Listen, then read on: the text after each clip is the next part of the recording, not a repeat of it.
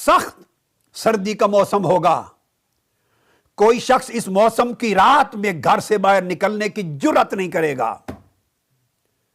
انتہا پسندی، دہشت گردی، بمباری، قتل و غارت گری اور خون آشامی کا دور ہوگا. رات کے اندھیرے میں پاکستان کی سرزمین پر کوئی یوں باہر کھلے آسمان کے نیچے جمع ہونے کی کوشش نہ کرے گا. موسلادھار بارش ہوگی، سائبان نہ ہوں گے، کوئی چھت نہ ہوگی. اس شدید سردی میں، موسلادھار بارش میں بوڑھے، جوان، صحت مند، مریض، عورتیں، مرد، بچے گودوں میں، ماؤں کے گودوں میں، اس ماحول میں کوئی بیٹھنے کا تصور نہ کرے گا.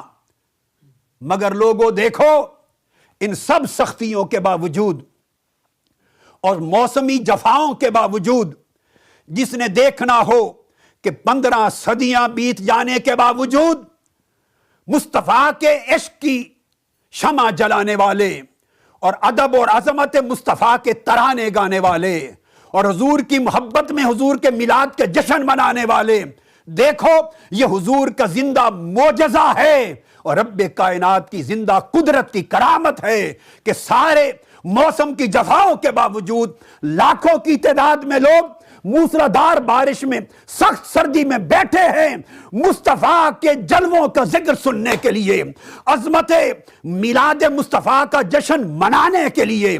کوئی جانے کا نام نہیں لیتا. اس سے بڑھ کر آج مصطفیٰ کا زندہ معجزہ اور کوئی کیا دیکھ سکتا ہے؟ دنیا میں کوئی اور امت جو ایسے موسم میں ننگے آسمان کے نیچے اپنے نبی، اپنے پیغمبر کی یاد منانے کو باہر نکلے؟ ہے دنیا کی کوئی اور قوم جو اپنے مذہب کے بانی کے لیے اس طرح جانثار و جاں فشاں ہو جائے؟ شرق سے غرب تک آپ مذاہب عالم کی تاریخ کا مطالعہ کریں. اپنے رسول کے ساتھ اس والیانہ عشق کا منظر جو امت محمدی کو نصیب ہوا ہے، یہ تاریخ انسانیت میں کسی کے ہاں دکھائی نہیں دے گا.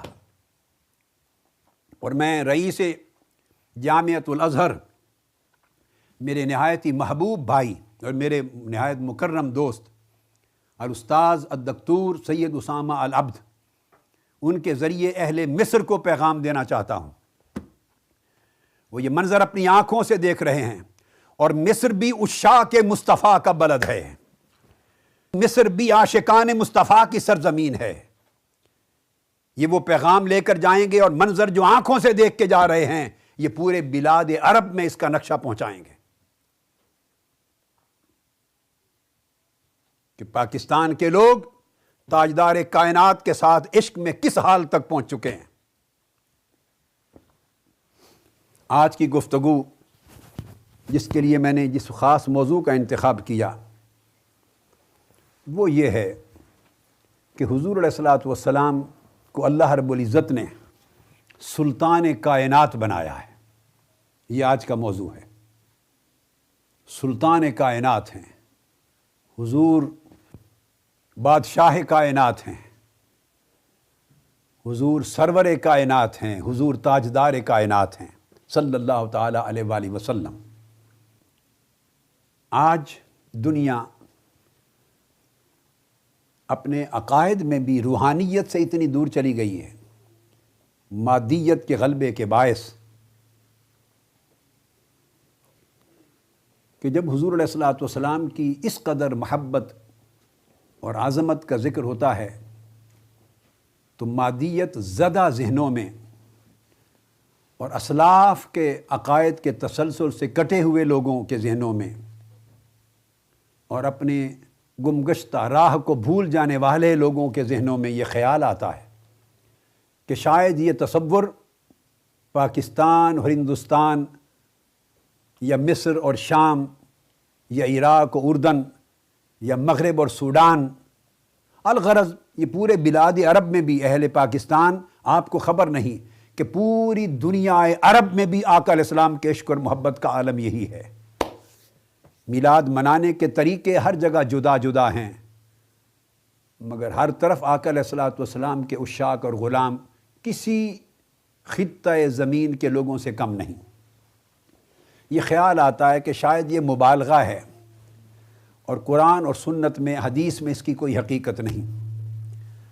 آج کا یہ مضمون میں نے اس لیے منتخب کیا کہ اس پورے مضمون کو احادیث نبوی کی روشنی میں بیان کریں، تاکہ دنیا کو پتہ چلے کہ آقا علیہ الصلوۃ والسلام کے ساتھ محبت و عظمت کا یہ تصور، اور آقا علیہ السلام کو کل کائنات کا تاجدار اور مالک اور سلطان ماننا، یہ معاذ اللہ کوئی عقیدہ بدعت نہیں ہے، بدعی عقیدہ نہیں، یا کوئی نیا تراشیدہ تصور نہیں، یہ اہل پاکستان اور اہل ہند کے لوگوں کا یہ غلو نہیں ہے محبت رسول میں، معاذ اللہ۔ میں بتانا چاہتا ہوں کہ یہ عقیدہ ہی دراصل 1500 سال سے آقا علیہ السلام کے زمانے اقدس سے لے کر صحابہ کرام، تابعین، اتباع التابعین، ائمہ سلف صالحین اور قرون ثلاثہ سے لے کر آج تک امت مسلمہ کا مسلسل یہی عقیدہ تھا اور رہا ہے۔ یہ بدقسمتی ہے کہ لوگوں میں پڑھنے کا رواج نہ رہا، مطالعہ اور کتب کو کھنگالنے کا کلچر نہ رہا۔ لوگ آج کل پڑھے بغیر فتوے دیتے ہیں، کتابوں کے سمندر میں غوطہ زنی کیے بغیر لوگوں کو اپنی رائے دیتے ہیں، اور جو کچھ وہ زبان سے کہتے ہیں اسے عین دین قرار دیتے ہیں، اور قلت مطالعہ اور قلت علم کے باوجود اپنے کہے کو حق اور سند سمجھتے ہیں۔ یہ بدقسمتی ہے ہمارے زمانے کی نسلوں کی۔ میں مغالطے کی اس گرد کو آج کی رات جھاڑنا چاہتا ہوں اور بتانا چاہتا ہوں کہ آقا علیہ الصلوۃ والسلام کی یہ شان کب سے ہے، کس نے بنائی، اور کس کس دور میں اس کے عقیدے یوں ہی جو کہ تو قائم تھے۔ اس کی ابتدا احادیث نبوی کا بیان شروع کرنے سے قبل میں ابتدا میں اس تصور کی اساس قرآن مجید کے اشاروں سے دیتا ہوں۔ پہلی آیت کریمہ جو معروف ہے وہ یہ، بعض اوقات یہ بھی بدقسمتی سے خیال آتا ہے کہ حضور علیہ السلام باقی انبیاء کی طرح حضور بھی ایک نبی ہیں، اور باقی رسولوں کی طرح حضور بھی ایک رسول ہیں، انہی جیسے ہیں، یا ایک گناہ چند درجات میں ان سے فضیلت ہے۔ یہ تصور بھی مبنی بر جہالت ہے۔ آئیے اب اس پورے تصور کی کہ آقا علیہ السلام کا سرور کائنات ہونا اور انبیاء علیہ السلام بھی کل انبیاء حضور کی سلطنت کی فرد ہیں، کل امتیں حضور کی سلطنت میں ہیں، اور ابتدائے خلق سے لے کر قیامت کے دن تک، اور قیامت کے بعد جنت میں بھی آقا علیہ السلام کی سلطنت ہوگی۔ حضور اول تخلیق کائنات سے سلطان کائنات بنائے گئے، اپنی ولادت کے وقت بھی سلطان کائنات تھے، ولادت سے قبل بھی سلطان کائنات سے، اپنے دور بعثت میں بھی سلطان کائنات تھے، آج بھی آقا علیہ السلام سلطان کائنات ہیں، قیامت کے دن بھی سلطان کائنات ہوں گے۔ ہم جب قبروں میں ہوں گے تو عالم برزخ میں بھی حضور سلطان کائنات ہوں گے، اور جب جنت کا زمانہ شروع ہو جائے گا تو جنت میں بھی حضور سلطان کائنات ہوں گے صلی اللہ تعالی علیہ وآلہ وسلم۔ اور یہ مقام و مرتبہ آقا علیہ السلام کو اللہ رب العزت نے عطا کیا ہے، اور اللہ رب العزت کی شان اس سے بلند ہے کہ کسی کو کل کائنات کا سلطان بنا دے تو اس کی اپنی الوہیت کی سلطنت میں کوئی کمی آ جائے، معاذ اللہ۔ اللہ کی شان الوہیت یہ ہے کہ وہ کمی سے بھی پاک ہے اور بیشی سے بھی پاک ہے۔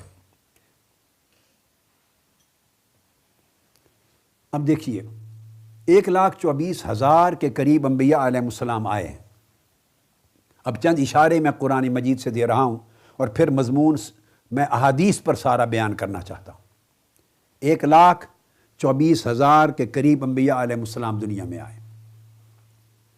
مگر پہلی بات، اور جلیل القدر اولو العزم رسول بھی آئے، 300 سے زائد رسول بھی آئے، ان میں 5 اولو العزم رسول بھی آئے، آدم علیہ السلام اول الانبیاء بھی آئے، سیدنا نوح علیہ السلام بھی، ابراہیم علیہ السلام بھی، موسیٰ علیہ السلام بھی، عیسیٰ علیہ السلام بھی، بڑی بڑی شانوں والے انبیاء اور رسول آئے۔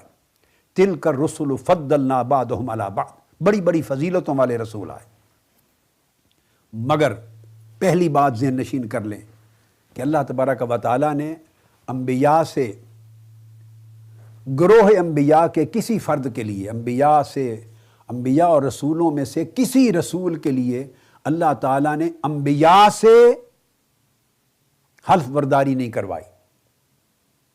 کسی سے اللہ نے انبیاء سے کسی ایک نبی کے لیے میثاق نہیں لیا، کہا ہو سب انبیاء کو کہ تم ابراہیم علیہ السلام جو جد الانبیاء ان کی نبوت کے اوپر ایمان لاؤ، نہیں کہا ہو کہ موسیٰ علیہ السلام کی رسالت پر ایمان لاؤ، نہیں کہا ہو کہ عیسیٰ علیہ السلام کی رسالت پر ایمان لانے کا وعدہ کرو۔ اللہ نے کسی ایک نبی کی نبوت اور رسول کی رسالت پر انبیاء کو ایمان لانے کا حکم نہیں دیا اور ان سے حلف نہیں لیا، سوائے تاجدار کائنات صلی اللہ تعالی علیہ وآلہ وسلم کے۔ اب اس سے فرق دیکھیے کہ حضور کی نبوت و رسالت اور دیگر انبیاء کی نبوت و رسالت میں کیا فرق ہے۔ 1,24,000 کم و بیش انبیاء اور رسول میں سے آقا علیہ السلام کی نبوت و رسالت کو وہ شان عطا کی، آپ کو وہ سلطان الانبیاء بنایا کہ سب نبیوں اور رسولوں سے حضور کی نبوت و رسالت پر حلف لیا گیا، گویا بیعت لی گئی نبوت و رسالت مصطفیٰ پر، اور فرمایا یاد کرو اذ اخذ اللہ میثاق النبیین، جب اللہ نے سب نبیوں سے عہد لیا کہ میں جب تم سب کو کتاب و حکمت دے دوں گا تو تمہارے بعد آخر میں نبی آخر الزمان محمد مصطفیٰ صلی اللہ علیہ وسلم تشریف لائیں گے، تم سب کے بعد آئیں گے، اور مصدق لما معکم، جو کچھ تم پہلے اپنے اپنے زمانوں میں کتابوں اور صحیفوں اور وحی اور تعلیمات الہیہ کی شکل میں لا چکے ہوگے، وہ آخر میں آ کے تم سب کی تصدیق فرما دیں گے، تمہارے مصدق ہوں گے۔ اور مصدق کسی کا وہی ہوتا ہے، انبیاء کی نبوتوں کا مصدق وہی ہے جو سلطان الانبیاء ہوگا۔ اور پھر حکم فرمایا لَتُؤْمِنُنَّ بِهِ وَلَتَنْصُرُنَّهُ، اب مجھ سے وعدہ کرو، اللہ سے بیعت کرو کہ تم اگر تمہارے زمانے میں آ گئے تو تم ان پر ایمان لاؤ گے اور تم ان کے دین کی مدد کرو گے، اور اگر تمہارے زمانے کے بعد آئے تو تم دنیا سے جانے سے قبل امتوں سے اسی طرح وعدہ لیتے جاؤ گے کہ اگر وہ میرے مصطفیٰ کو پالیں تو وہ ان کا کلمہ پڑھنے لگ جائیں، ان پر ایمان لائیں گے۔ اور پھر فرمایا کہ تم مجھ سے وعدہ کرتے ہو، عہد کرتے ہو، قالوا اقررنا، انہوں نے وعدہ کر لیا، بیعت کر لی اللہ رب العزت سے، بیعہ علی النبوت مصطفیٰ ہو گئی، میثاق ہو گیا۔ تو اللہ پاک نے فرمایا تم بھی گواہ بنو اور میں تمہارے حلف پر گواہ بنتا ہوں، انا معکم من الشاہدین۔ پھر ہر نبی کا معمول رہا کہ اپنے زمانے میں اپنی امت کو آقا علیہ السلام کی تشریف آوری کی خبر دیتا رہا، اور نمبر 2 حکم دیتا رہا کہ اگر میرے بعد وہ نبی آخر الزمان آ جائیں تو تم پھر میرا کلمہ نہ پڑھتے رہنا، اگر تمہاری زندگی میں تاجدار کائنات آ جائیں تو سب کلمے منسوخ ہو جائیں گے، پھر محمد مصطفیٰ کا کلمہ پڑھنا، ان پر ایمان لے آنا۔ ہر پیغمبر اپنی امت سے وعدہ لیتا رہا، حتیٰ کہ قرآن مجید نے ایک اور اشارہ بلکہ صراحت کے ساتھ حکم سیدنا عیسیٰ علیہ السلام کے لیے دیا، جب وہ تشریف لائے اور انہوں نے اپنی پوری قوم بنی اسرائیل سے کہا وَإِذْ قَالَ عِيسَى ابْنُ مَرْيَمَ يَا بَنِي اسرائیل انی رسول اللہ، اے بنی اسرائیل میں تم سب کی طرف اللہ کا رسول ہوں، اور مجھ سے پہلے جو تورات آئی اس کی میں اس کی تصدیق کرتا ہوں، لیکن سن لو مبشرم برسول یأتی من بعد اسمہ احمد، میرے بعد نبی آخر الزمان تشریف لا رہے ہیں جن کے لیے ساری بزم کائنات سجائی گئی، جن کے لیے ہم سب سے میثاق لیا گیا نبوت مصطفیٰ پر،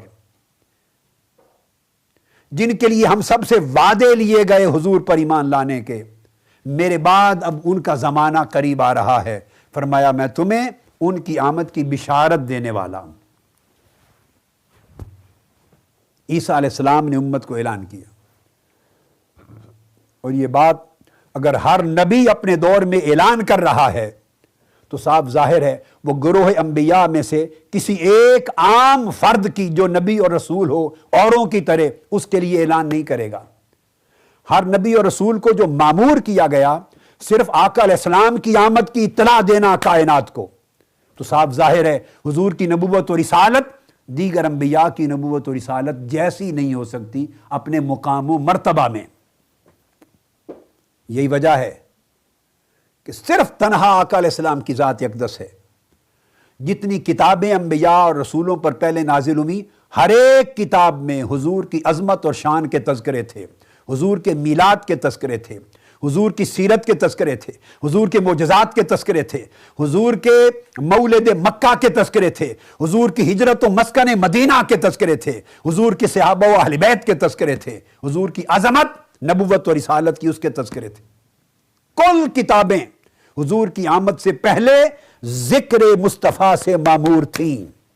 یہ شان کسی اور نبی اور پیغمبر کو نہیں ملی۔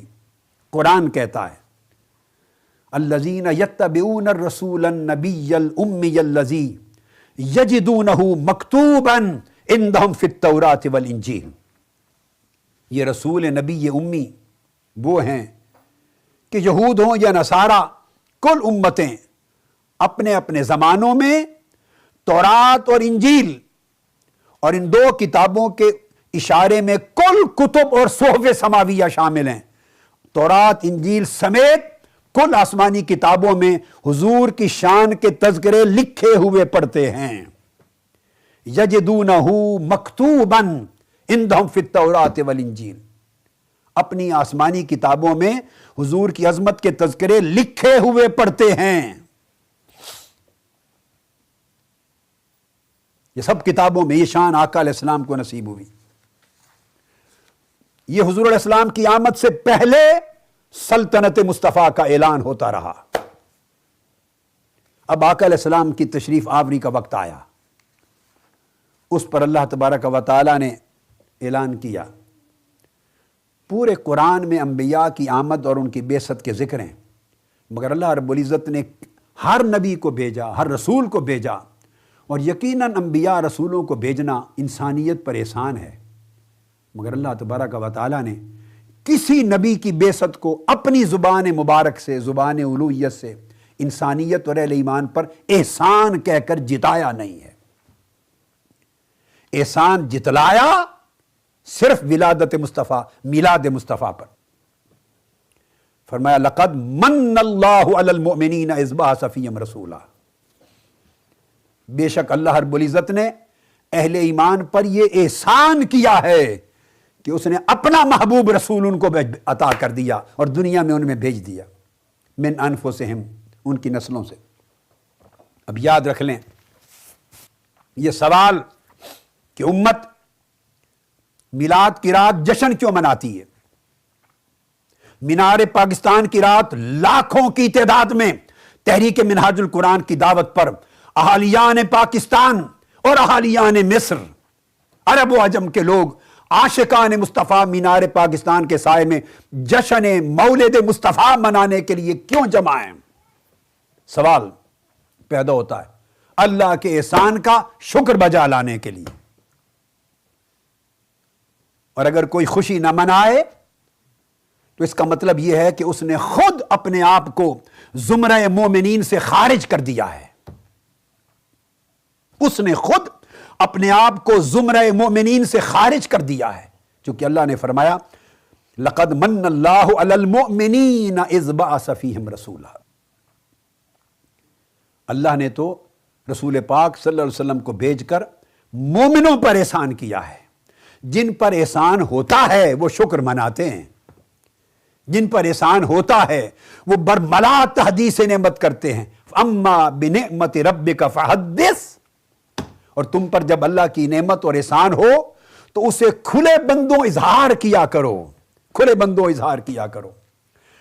قل بفضل اللہ وبرحمتہ فبذلک فلیفرحوا، تم پر جب اللہ کا فضل ہو، اللہ کی رحمت ہو تو اللہ کے فضل اور رحمت پر خوشیاں منایا کرو۔ اگر ذہنوں میں سوال آئے کہ حضور کے میلاد کی نعمت پر اللہ کا شکر بجا لانے کا یہ طریقہ جشن منانے کا کیا ہے، تو جشن منانے کا طریقہ حکم قرآن ہے۔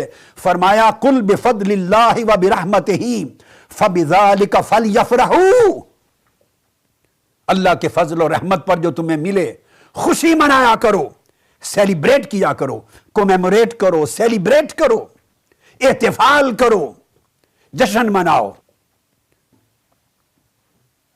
اس لیے کہ جب عیسیٰ علیہ السلام کی امت پر اور موسیٰ علیہ السلام کی امت پر من و سلوہ اور ادھر مائدہ اترتے تھے، تو اللہ رب العزت نے فرمایا تھا کہ جس دن مائدہ اترا ہے لَتَكُونُ لَنَا عِيدًا لِأَوَّلِنَا وَآخِرِنَا، جس دن اللہ کی نعمت، کھانے کی نعمت آسمان سے اتری ہے، یہ دن اگلوں اور پچھلوں کے لیے عید کا دن بنایا جائے گا۔ اگر اللہ کی نعمت دسترخوان نعمت اترے تو اگلی پچھلی نسلوں کے لیے وہ دن عید کا دن بن جائے، اور جس دن ساری کائنات کی نعمتوں کا وسیلہ خود محمد مصطفیٰ اترے، وہ دن کل نسلوں کے لیے عید کا دن کیوں نہ بن جائے۔ تو اللہ نے احسان جتلایا، اور احسان کسی عام نبی اور رسول کی آمد پہ نہیں، فقط آقا پہ جتلایا، اور پھر آگے حکم دیا کہ یہ احسان میں نے صرف حضور علیہ السلام کے ظاہری زمانے کے لوگوں پر، صحابہ پر نہیں کیا، ان کی بعد کی نسلوں پر بھی کیا ہے، تاکہ قیامت تک ولادت مصطفیٰ، میلاد مصطفیٰ پر خوشیاں فلیفرحوا، خوشیاں منانے کا عمل تسلسل سے جاری رہے۔ قرآن مجید نے کہا اگلی آیت میں هو الذی بعث فی الامیین رسولا، سورہ جمعہ میں اللہ نے اپنا رسول بھیجا، کرم کیا، وآخرین منہم لما یلحقوا بہم، اور یہ احسان نہ صرف اس زمانے کے لوگوں پر ہے بلکہ ان لوگوں پر بھی ہے جو بعد کے زمانوں میں آئیں گے، جن کی ملاقات اس دور کے صحابہ سے نہیں ہوئی۔ بعد کے زمانے میں آنے والی نسلوں پر بھی احسان اسی طرح ہے۔ ذالک فضل اللہ، اور میرے مصطفیٰ کی آمد اللہ کا فضل ہے، یؤتیہ من یشاء واللہ ذو الفضل العظیم، جس کو چاہتا ہے اللہ فضل عطا کرتا ہے، اور اللہ اس عظیم فضل کا مالک ہے۔ تو حضور کی آمد کو اللہ نے فضل عظیم قرار دیا۔ اور یاد رکھ لیں، آمد آتی رہتی، ہوتی رہتی ہے، مہمان آتے رہتے ہیں، اور جو سلطان ہوتا ہے، بادشاہ ہوتا ہے، جو صدر مجلس ہوتا ہے، وہ سب سے آخر پہ آتا ہے۔ جب وہ آ جائے تو اس کے بعد کوئی کرسی کسی اور کے لیے نہیں چھوڑی جاتی، دروازے بند ہو جاتے ہیں، وہ مہمانوں کا آخری مہمان ہوتا ہے۔ یہ اس بات کو سمجھانے کے لیے کہ جب میرے مصطفیٰ صلی اللہ علیہ وسلم آ گئے تو ان کی آمد پر میں نے نبوت و رسالت کا سلسلہ بند کر دیا۔ اب کائنات کروڑوں برس رہے یا اربوں برس رہے، مصطفیٰ کی آمد کے بعد نہ کسی نبی کی بعثت ہوگی، نہ کسی رسول کی بعثت ہوگی، نہ کسی پر کوئی وحی اترے گی، نہ کوئی کتاب آئے گی۔ فرمایا ما کان محمد ابا احد من رجالکم ولکن رسول اللہ وخاتم النبیین، محمد مصطفیٰ صلی اللہ علیہ وسلم آ گئے تو یہ سارے نبیوں کے خاتم بن کے آ گئے۔ تو حضور کی آمد پر جب سلسلہ نبوت بھی بند ہو گیا، سلسلہ رسالت بھی بند ہو گیا، اور وحی اور کتابوں کا نزول بھی بند ہو گیا، تو پتہ چلا کہ جو مقصود کائنات تھا، جو مقصود سلسلہ نبوت تھا، جو مقصود سلسلہ انبیاء و رسل تھا، اب وہ مقصود آ گیا ہے، وہ سلطان آ گیا ہے، وہ آخر الانبیاء آ گیا ہے، وہ بادشاہ آ گیا ہے، وہ صدر کائنات آ گیا ہے۔ اس کے بعد اب کسی صاحب نبوت و رسالت کی آمد کی گنجائش نہیں، چونکہ اس نے پہلے آئے ہوئوں کی کتابوں پر تصدیق کی مہر لگانی ہے۔ تو اس نے آقا علیہ السلام کا کل کائنات اول و آخر زمانوں کا سلطان بنا دیا۔ اور پھر حضور علیہ السلام کو سلطان اور بادشاہ اور نبی اور رسول اور سربراہ اور قائد اور رہبر اور ہادی صرف ایک عالم انسانیت کے لیے نہیں بنایا بلکہ کل عوالم کے لیے بنایا۔ اس لیے میں کہہ رہا ہوں جمی کائنات کے لیے سلطان۔ ارشاد ہوا قرآن مجید میں تبارک الذی نزل الفرقان علی عبدہ لیکون للعالمین نذیرا۔ اللہ رب العزت نے اپنی ذات کے لیے فرمایا الحمدللہ رب العالمین، میں رب ہوں سارے عالمین کا، کل کائناتوں کا۔ اور رسول پاک صلی اللہ علیہ وسلم کے لیے فرمایا لیکون للعالمین نذیرا، حضور نذیر ہیں، ڈر سنانے والے ہیں اللہ کے امر کا کل عالمین کو۔ اور فرمایا وما ارسلناک الا رحمتا للعالمین، کل جہانوں اور کائناتوں کے لیے حضور رحمت بن کے آ گئے، حضور کو رحمت بنایا گیا۔ وراحما للعالمین، حضور سبب رحمت بھی ہوئے، حضور خود بھی رحمت ہوئے، اور حضور رحمت فرمانے والے بھی ہوئے، کل کائناتوں پر حضور رحمت فرمانے والے۔ اور رحمت وہی کر سکتا ہے جسے رحمت کرنے کا اختیار ہو، تصرف ہو، طاقت ہو، حکومت ہو، سلطنت ہو۔ تو جب تک سلطان کائنات نہ ہو، آقا علیہ السلام جس غم زدہ پہ چاہیں لطف و کرم کر نہیں سکتے۔ تو اس آیت نے کل کائناتوں پر حضور کو راحم بنا دیا۔ اور اگر خیال آئے کہ رحمت للعالمین کا معنی رحم کرنے والا کیسے ہوا، تو قرآن تصدیق کرتا ہے بالمؤمنین رؤوف الرحیم۔ آقا علیہ السلام رؤوف رحمت فرمانے والے بھی ہیں اور رحمت فرمانے والے بھی ہیں۔ حضور علیہ السلام صرف رحمت کا سبب نہیں ہیں بلکہ رحمت فرمانے والے بھی ہیں، رحیم بھی کہا۔ اور پھر آخرت کی بات آئی، میں نے کہا قیامت کے دن بھی حضور ہی سلطان کائنات ہوں گے، سلطان انبیاء ہوں گے۔ اس مقام پر آقا علیہ السلام کو مرتبے عطا کیے، اور مرتبہ یہ دیا ہر پیغمبر اپنی اپنی نبوتوں پر شہید ہوگا، گواہی دینے والا۔ اور آقا علیہ السلام آدم علیہ السلام سے لے کر امت محمدی تک کل انبیاء پر اور کل امتوں پر شہید ہوں گے۔ حضور کی شہادت کل امتوں پر اور کل نبیوں پر ہوگی۔ تو گویا سلطان الامم ہوئے اور سلطان الانبیاء ہوئے۔ فرمایا فکیف اذا جئنا من کل امت بشہید، وہ منظر کیا ہوگا؟ اللہ پاک فرماتے جب قیامت کے دن ہر امت کے اوپر ایک شاہد لائیں گے، گواہ لائیں گے۔ وَجِئْنَا بِكَ عَلَىٰ هَٰؤُلَاءِ شَهِيدًا، اور میرے محبوب مکرم آپ کو ان سب نبیوں پر اور ان سب امتوں پر گواہ لائیں گے۔ آپ کی گواہی پر ساری عدالت ختم ہو جائے گی، کوٹ ختم ہو جائے گی۔ اور پھر آقا علیہ الصلوۃ والسلام کو قیامت کے دن جو مقام عطا ہوگا وہ سن لیجئے۔ قیامت کے دن ہر پیغمبر اپنے لیے اور اپنی امت کے لیے نفسا نفسی کی شکل میں طلب مغفرت کر رہا ہوگا۔ رب کائنات کی عظمت، عزت اور جلال اس قدر عروج پر ہوگا کہ کوئی جان دم مارنے کے قابل نہ ہوگی، مگر آقا علیہ الصلوۃ والسلام کے لیے اللہ پاک نے قیامت کے دن سلطنت بخشی حضور کو۔ قرآن نے حضور کی شان سلطنت بیان کی، فرمایا وَلَسَوْفَ يُعْطِيكَ رَبُّكَ فَتَرْضَىٰ، میرے محبوب قیامت کے دن ہر کوئی اپنے اعمال کی جزا سزا کے لیے آئے گا۔ ہر شخص تھر تھر کانپ رہا ہوگا، ہر شخص اپنے اعمال کو تلوا رہا ہوگا، اللہ سے بخشش کی امید لیے کھڑا ہوگا۔ ہر شخص قیامت کے دن خدا کی عدالت میں پیشی کے لیے تصور سے کھڑا ہوگا، ہر ایک پیشی پر ہوگا، پیشی پر۔ اور آپ کی شان کیا ہوگی؟ وَلَسَوْفَ يُعْطِيكَ رَبُّكَ فَتَرْضَىٰ، آپ کو رب کائنات مقام محبوبیت پر بٹھائیں گے اور آپ سے پوچھیں گے محبوب جتنی بخشش کروانی ہے کرواتے جائیے، بخشش آپ کے کہنے پر ہوگی اور اس وقت تک ہوگی جب آپ خود نہیں کہہ دیں گے باری تعالیٰ میں اب راضی ہو گیا۔ تو قیامت کے دن سکہ رضائے مصطفیٰ کا چلے گا، سکہ سلطنت مصطفیٰ کا چلے گا، سکہ حکومت مصطفیٰ کا چلے گا، اور حکومت مصطفیٰ کا نام قیامت کا دن شفاعت مصطفیٰ ہوگا۔ خدا کی عدالت ہوگی اور مصطفیٰ کی شفاعت ہوگی۔ تو گویا قیامت کے دن بھی سلطان مصطفیٰ ہوں گے۔ اور پھر ایک سوال آخری ذہنوں میں آتا ہے، کیونکہ جو سلطان ہیں، بادشاہ ہیں، تو بادشاہوں کو تو کھڑا نہیں کیا جاتا، ان کے لیے تو خاص مسند اور کرسی بچھائی جاتی ہے۔ تو قیامت کے دن کیا آقا علیہ السلام کے لیے بادشاہی کی کوئی مسند بھی بچھائی جائے گی؟ ہاں، اس پر قرآنی آیت کو ختم کرتے اور احادیث کا مضمون شروع کرتے ہیں۔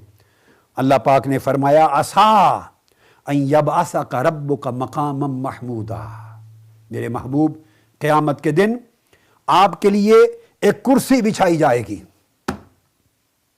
مسند بچھائی جائے گی، اور اس کا نام مقام محمود ہوگا، جس پر بیٹھ کر آپ شفاعت کریں گے۔ تو آقا علیہ السلام کی سلطنت کا اظہار قیامت کے دن حضور کو عرش معلیٰ پر اللہ رب العزت اپنی کرسی کے ساتھ کرسی مصطفیٰ بچھائے گا، اور حکم ہوگا میرے محبوب یہ میری الوہیت کی شان کے لائق کرسی ہے، میں عدالت اور فیصلے کے لیے بیٹھا ہوں، یہ تیری سلطنت اور محبوبیت کی کرسی ہے، مقام محمود، تو اس پر بیٹھ کر آج کہتا جا اور تیرے حکم کے مطابق میرے فیصلوں کا اجرا ہوتا جائے گا۔ تو آقا علیہ السلام کی سلطنت کے لیے کرسی بچھائی جائے گی۔ یہ قرآن مجید کی میں نے آیات پیش کر دی، اب ان کی تصریح کے لیے، وضاحت کے لیے، تائید کے لیے، تاکہ ایک ایک حرف اور لفظ کی تصدیق احادیث نبوی سے ہو جائے، شرح ہو جائے۔ اب میں احادیث کی طرف آؤں گا، اور ترتیب کے ساتھ یہ عرش پر کرسی بچھایا جانا، اس کا بھی بیان ہوگا احادیث نبوی سے۔ آئیے ایک نقطہ میں عرض کر دوں، خیال آ سکتا ہے کہ یہ جو جس سلطنت کی بات ہو رہی ہے، سلطنت کی، تو کیا آقا علیہ الصلوۃ والسلام سے پہلے کیا یہ شان ہے کہ انبیاء علیہ السلام کی بھی سلطنت ہو؟ کیا ان کو بھی سلطنت دی گئی؟ ایک سوال پیدا ہوتا ہے۔ تو میں ایک نقطہ آپ کو بتا دوں، بڑی بنیادی چیز، اس کو ذہن نشین کر لیں، یہ کہ اللہ تبارک و تعالیٰ نے تمام انبیاء علیہ السلام کو ان کی استعداد کے مطابق سلطنتیں دیں۔ تمام انبیاء کو ان کی استعداد کے مطابق سلطنتیں عطا کی اللہ تبارک و تعالیٰ نے، مختلف انبیاء علیہ السلام کو۔ داؤد علیہ السلام کو سلطنت دی، سلیمان علیہ السلام کو سلطنت دی۔ انسان تو امتوں میں ان کے تابع تھے، مگر جنات بھی ان کے تابع کیے۔ قرآن مجید میں ہواؤں کو حکم دیتے تو ہوائیں ان کے امر سے چلتی، تو ہوائیں ان کے تابع کی۔ جنات ان کے لیے مزدوری کا کام کرتے، جنات ان کے تابع کیے۔ سمندر ان کے تابع کیے، ہوائیں ان کے تابع کی۔ الغرض طرح طرح کے معجزات جو انبیاء علیہ السلام کو عطا کیے گئے، ان معجزات کی شکل میں اللہ تبارک و تعالیٰ نے مختلف انبیاء کو جتنے دائرے ان کی نبوتوں کے وسیع تھے، ان کی نبوتوں کے دائرے کی وسعت کے حساب سے ان کو سلطنت بھی دی تھی۔ کسی کی سلطنت ظاہری تھی، کسی کی سلطنت باطنی تھی، مگر ہر ایک کو دی۔ اب آقا علیہ الصلوۃ والسلام کا ارشاد، یہاں ایک متفق علیہ حدیث سے مضمون کو شروع کر رہا ہوں۔ متفق علیہ حدیث، صحیح مسلم کے الفاظ پڑھ رہا ہوں۔ امام بخاری نے کتاب و فضائل القرآن میں روایت کیا، اور امام مسلم نے کتاب الایمان میں۔ امام بخاری کی صحیح بخاری کی حدیث کا نمبر ہے 4981، اور صحیح مسلم کی حدیث کا نمبر ہے 152۔ یہ بات آپ عام طور پہ سنتے ہیں، لیکن بہت سے لوگ جن کا پرابلم یہ ہے کہ مطالعہ کم اور غصہ فتویٰ زیادہ، علم کم اور شور شرابہ ہنگامہ زیادہ، وہ مانتے نہیں۔ اب اس لیے میں متفق علیہ حدیث بخاری مسلم کی پیش کر رہا ہوں۔ ابو ہریرہ رضی اللہ تعالیٰ عنہ راوی ہیں۔ آقا علیہ السلام نے فرمایا ان رسول اللہ صلی اللہ علیہ وسلم قال ما من الانبیاء من نبی الا قد اؤتی من الآیات ما مثلہ آمن علیہ البشر۔ اور اس حدیث پاک کے آخر میں آقا نے فرمایا فَأَرْجُو أَنْ أَكُونَ أَكْثَرَهُمْ تَابِعًا يَوْمَ الْقِيَامَةِ۔ آقا علیہ السلام نے فرمایا جتنے انبیاء دنیا میں آئے، تمام انبیاء میں سے ہر نبی کو یہ بات بڑی اہم سمجھنے والی ہے، ہر نبی کو اللہ تعالیٰ نے معجزات عطا کیے، اور معجزات کی شکل میں گویا ان کو روحانی طاقتیں ملتی، روحانی کمالات ملتے، روحانی تصرفات ملتے۔ اور فرمایا ہر نبی کو اللہ نے جتنے معجزات کیے، مثلا عیسیٰ علیہ السلام، ان کو معجزہ دیا کہ مردوں کو زندہ کر دیتے، گھر میں چھپے ہوئے کھانے کو بتا دیتے، سب قرآن میں ہے۔ مٹی کے پرندے بناتے مردے اور پھونک مارتے اللہ کے نام سے تو زندہ ہو کے اڑنے لگ جاتے۔ گویا مردوں کو زندہ کرنا اور مٹی کی مورتیوں کو زندہ پرندہ بنا کے اڑا دینا، یہ معجزات تک بھی عیسیٰ علیہ السلام کو ملے تھے، قرآن گواہ ہے۔ اور کوڑی اور برس زدہ لوگوں کو ہاتھ پھیر کے شفا یاب کر دینا، لا علاج مریضوں کو۔ موسیٰ علیہ السلام کو معجزے ملے، ہاتھ کا روشن ہو جانا، عصا مارا تو زمین کے چشمے پھوٹ پڑے، گویا زمین پر طاقت اور تصرف دیا۔ دریائے نیل میں عصا مارا تو راستہ بن گیا۔ یہ میں نے چند نمونے صرف 2 دے دیے، آپ اس کو بڑھاتے چلے جائیں۔ یہ سب معجزات انبیاء علیہ السلام کو ملے، جن میں دریاؤں پہ تصرف ہے، زمینوں پہ تصرف ہے، چشموں کا تصرف ہے، مردوں کو زندہ کرنے کا تصرف ہے، علوم غیبیہ کا تصرف ہے، علی حاصل قیاس۔ آقا علیہ السلام نے اس امر کی تشریح کی، فرمایا کل انبیاء میں جس نبی کو بھی اللہ نے معجزات عطا کیے تو ایک اللہ نے اصول بنایا، اصول، پرنسپل، ڈیوائن پرنسپل، کہ کس نبی کو کتنے معجزات دینے ہیں، کس نبی کو کتنی طاقتیں دینی ہیں، کس نبی کو کتنی سلطنت دینی ہے، کتنا روحانی تصرف دینا ہے۔ فرمایا ما مثلہ آمن علیہ البشر، اس نبی پہ جتنے لوگ ایمان لاتے، جتنے لوگ ان کی امت میں شامل ہوتے اور ان پر ایمان لاتے، ان ایمان لانے والے افراد کی تعداد کی مطابقت سے ان کو اس قدر معجزات دیے جاتے۔ جس نبی پر 2 4 10 15 20 افراد ایمان لائے، ان پر اسی طرح کم معجزات ان کو ملتے۔ جن پر سینکڑوں ایمان لاتے، ان پر سینکڑوں ایمان لانے کے حساب سے اتنے معجزات ملتے۔ جن پر ہزاروں لوگ ایمان لاتے، ان پر ہزاروں کے حساب سے معجزات دیتے۔ جن پر لاکھوں لوگ ایمان لاتے، ان پر لاکھوں لوگوں کے حساب سے ایک عدد متعین کیا جاتا، اس تعداد کے مطابق معجزات ملتے۔ یہ پرنسپل تھا اللہ پاک کا کہ کس نبی کو کتنا عطا کرنا ہے۔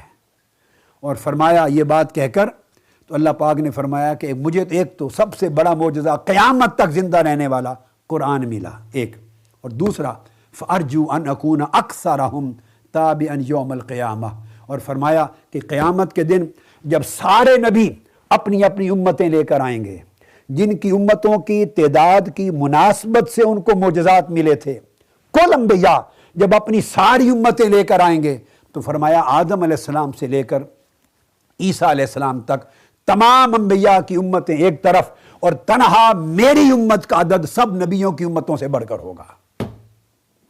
اور ایک حدیث میں ہے کہ 100 صفیں بنیں گی جنت میں، اور 100 صفوں میں 20 صفیں کل انبیاء کی امتوں کے افراد کی ہوں گی، اور 80 صفیں امت محمدی کے افراد کی ہوں گی۔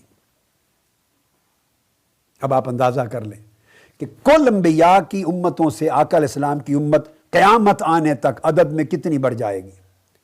جب یہ حضور علیہ السلام نے اصول بیان کیا تو اس سے پتہ چلا کہ کل انبیاء کو جتنے معجزات ملے، لازم ہے، واجب ہے کہ وہ سارے کے سارے مصطفیٰ کو عطا کیے جائیں۔ اگر وہ سب معجزات آقا علیہ السلام کو عطا نہ ہو تو حضور کا بیان کردہ اصول معاذ اللہ یہ رد کرنا پڑے گا، اور رد کرنا کفر ہے، ہو نہیں سکتا۔ اور پھر آقا نے فرمایا کل انبیاء کی امتوں کی 20 صفیں ہوں گی، اور تنہا میری امت کی قیام جنت میں 80 صفیں ہوں گی۔ تو اس کا مطلب یہ ہوا کہ 20 سے 80 کا عدد 4 گنا زیادہ ہے، اور ایک روایت میں 120 صفوں کا آیا ہے کہ 20 ان کی اور 100 میری امت کی، تو گویا 5 گنا زیادہ کل انبیاء کو ملنے والے معجزات سے ان کا ٹوٹل کر لیں تو ان کے ٹوٹل سے 5 گنا زیادہ معجزات تاجدار کائنات کے ہونا لازم ہے۔ گویا ہر قسم کا معجزہ جو کسی کو ملا، اگر کسی کو مردہ زندہ کرنے کا معجزہ ملا تو وہ مصطفیٰ کے پاس بھی ہے، کسی کو مورتیوں میں پھونک مار کر اڑا دینے کا معجزہ ملا تو وہ مصطفیٰ کا بھی ہے، کسی کو سمندر پھاڑ دینے کا معجزہ ملا تو مصطفیٰ میں ہے، اور سارے معجزے جو ان میں متفرق تھے وہ ذات مصطفیٰ میں جمع ہو گئے، اور پھر جب ان کی تعداد ختم ہو گئی تو ان سے بالا پھر حضور کے معجزات ساری زمین پر فائق ہونے کے بعد آسمانوں کا ملے۔ آسمانوں کے معجزات کسی نبی کو نہ ملے تھے۔ حضور کے معجزات اور حضور کی سلطنت کا دائرہ زمین سے آسمان تک پھیلا دیا گیا۔ یہ وہ حدیث ہے آقا علیہ الصلوۃ والسلام کی جس کو امام نووی اور امام ابن حجر عسقلانی سمیت کل ائمہ نے اور اعلام النبوت اور دلائل النبوت کے تحت بیان کر کے اصول بیان کیا ہے کہ عالم بشریت اور عالم انسانیت کے جتنے فرد ایک ایک نبی پر اور کل انبیاء پہ ایمان لائے، ان سب سے بڑھ کر مصطفیٰ کی امت کے افراد ہیں۔ اس لحاظ سے حضور کے معجزات کل انبیاء کے معجزات سے نہ صرف زیادہ بلکہ بے حساب ہیں، جس کا شمار بھی ناممکن ہے۔ یہی وجہ ہے کہ چونکہ آقا علیہ الصلوۃ والسلام کو کل انبیاء کا سلطان بنایا اور ان سے حضور علیہ السلام کی نبوت پر عہد لیا، تو گویا ہر نبی حضور کا محب اور عاشق ہو گیا۔ جب ابھی عالم بشریت پیدا ہی نہیں ہوا تھا، سلسلہ نبوت زمین پر ابھی جاری ہی نہیں ہوا تھا، ہر نبی کی روح نے سوچا کہ ابھی تو انسانیت کا سلسلہ شروع نہیں ہوا، رب کائنات اس کا کوئی ایسا محبوب بھی تو ہے کہ جس کی خاطر ہم سے بیعت لے رہا ہے، رب ہم سے میثاق لے رہا ہے، ہم سے معاہدہ ان پر ایمان لانے کا لے رہا ہے۔ تو ہر نبی حضور کی زیارت کا مشتاق ہو گیا، ہر پیغمبر حضور کے دیدار کا مشتاق ہو گیا، اور ہر ایک کی آرزو ہو گئی کہ کاش میرے زمانے میں تاجدار کائنات آ جائیں اور میں حضور کی بیعت کر لوں۔ ہر رسول آرزو کرنے لگا کاش میں زمانہ مصطفیٰ کو پالوں اور حضور کا امتی بن جاؤں۔ چنانچہ حدیث میں آتا ہے، ایک خاص بات آج حدیث کوٹ کرنا چاہتا ہوں، بہت کم موقع ملا ہوگا آپ کو سننے کا۔ حدیث میں آتا ہے ہر پیغمبر جب تک امت ان کی دعوت پہ لبیک کہتی تو وہ ان کے ساتھ رہتا، یہ بات یاد رکھنے والی، اور جب امت ان کی دعوت کو رد کر دیتی، منکر ہو جاتی اور اللہ کا عذاب اترتا تو وہ نبی وہاں سے ہجرت کر جاتے۔ تو بہت سے انبیاء جن کو ان کو پتا تھا ان کی کتابوں میں کہ نبی آخر الزمان پیدا کہاں ہوں گے، ان کے علم میں تھا کہ کعبۃ اللہ والے شہر مکہ میں پیدا ہوں گے، وہ حج کریں گے عرفات اور مینا کے میدانوں میں، وہ ہجرت کریں گے سوئے مدینہ۔ ان کو مکہ اور مکہ کے گرد و نواح کا تذکرہ ان کی کتابوں میں موجود تھا۔ قرآن کی نص آ گئی نا، یجدونہ مکتوبا عندہم فی التوراۃ والانجیل، اور پھر ان کتابوں میں تذکرے آئے ہیں سب مکہ کے، وادی بطحا کے، وادی فاران کے تذکرے۔ چنانچہ جب ان کی امتیں ان کی دعوت کو رد کر دیتی اور وہ وہاں سے ہجرت کرتے تو اکثر انبیاء اپنے ملکوں کو چھوڑ کر دیدار مصطفیٰ کے لیے، حضور علیہ السلام کا زمانہ پانے کے لیے، حضور سے بیعت کرنے کے لیے، حضور کی امت میں شامل ہونے کے لیے دور دراز سے انبیاء سفر کر کے مکہ آ جاتے۔ یہ بات بڑی اہم ہے، دور دراز سے سفر کر کے مکہ آ جاتے۔ دو منٹ، اب یہ جو میں بات کر رہا ہوں سنیے، اس کو امام ابن ابی حاتم نے اپنی تفسیر میں روایت کیا، امام ابن جریر نے روایت کیا، اس کو امام ازرقی نے اخبار مکہ میں روایت کیا، اور روایت حضرت عطا بن صائب سے ہے، اور وہ روایت کرتے ہیں حضرت عبد الرحمن بن ثابت سے، اور جلیل القدر ثقہ تابعی ہیں۔ وہ کہتے کہ جس نبی کی امت ہلاک ہو جاتی دعوت نبوت کو رد کرنے کے باعث اور نبی وہاں سے ہجرت کرتے تو وہ شہر مکہ آ جاتے اور عمر بھر آمد مصطفیٰ کے انتظار میں مکہ رہتے، یہی عبادت کرتے، یہی وفات ہوتی، یہی دفن ہو جاتے۔ تو روایت کرتے ہیں، فرماتے ہیں کہ فمات بہا نوح و ہود و صالح و شعیب و قبورہم بین زمزم والحجر۔ چنانچہ حضرت نوح علیہ السلام بھی مکہ آ گئے اور یہیں حرم کعبہ کے سین میں رہے، حضرت ہود بھی یہاں آ گئے تھے، حضرت صالح بھی یہاں آ گئے تھے، حضرت شعیب بھی یہاں آ گئے تھے، اور ان سب کے مزار زمزم اور حجر اسود کے درمیان یا زمزم اور حتیم کے درمیان جو مطاف کعبہ ہے، جدھر دروازہ ہے کعبے کا، اس حصے میں ان سب انبیاء کے مزارات ہیں۔ اور آقا علیہ السلام اس طرح حدیث پاک میں ہے، فرمایا فَإِنَّ قَبْرَ نُوحٍ وَهُودٍ وَصَالِحٍ وَشُعَيْبٍ بَيْنَ زَمْزَمَ وَالرُّكْنِ وَالْمَقَامِ۔ نوح علیہ السلام سے لے کر شعیب علیہ السلام تک ان سب انبیاء کی قبریں، مزارات صحن کعبہ میں جہاں آپ طواف کرتے ہیں، زمزم اور مقام حجر اسود اور باب کعبہ کے درمیان کے حصے میں یہ سب انبیاء مدفون ہیں۔ کیوں رہے عمر بھر؟ کیوں مدفون ہوئے؟ آمد مصطفیٰ کا انتظار کرتے ہوئے کہ ہم رعایا ہیں، ہمارا سلطان یہاں آ رہا ہے، ہمارا شہنشاہ یہاں آ رہا ہے، جن کی نبوت پر ایمان لانے کا عہد کر چکے ہیں، وہ ان کی آمد ہے، کاش ہمیں ان کا زمانہ مل جائے۔ امام فاقی فضائل مکہ میں روایت کرتے ہیں، وہ فرماتے ہیں کہ بین الرکن والمقام وزمزم قبر 99 نبیہ، 99 انبیاء کے مزارات مقام زمزم اور مقام حجر اسود، اس کے درمیان 99 انبیاء کے مزار ہیں۔ 99 انبیاء کے مزار ہیں۔ اور جب آپ حج کرتے ہیں تو آپ ان سینکڑوں انبیاء کا عرس بھی کرتے ہیں۔ اور فرمایا قبر ہود، شعیب، صالح اور اسماعیل علیہ السلام، ان ساروں کی الذی کان فیہ الحجر الاسود، اس مقام پر ہے جہاں حجر اسود نصب کیا ہوا ہے، اس کے نیچے ان کے مزارات ہیں۔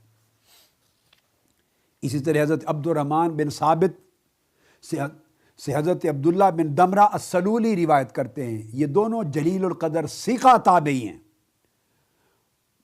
اور حضرت عبداللہ بن دمرہ السلولی کہتے ہیں کہ میں نے حضرت عبد الرحمن بن ثابت کے ساتھ طواف کیا، دونوں تابعی ہیں اور اسماء و رجال کی کتب میں دونوں ثقہ ہیں، اور انہوں نے مجھے رکن اور مقام، رکن یمانی اور مقام حجر اسود کے درمیان ایک ایک جگہ پر انگلی سے نشان لگا کر جلیل القدر تابعی نے بتایا کہ 99 انبیاء میں سے اس مقام پر انبیاء کی قبریں ہیں۔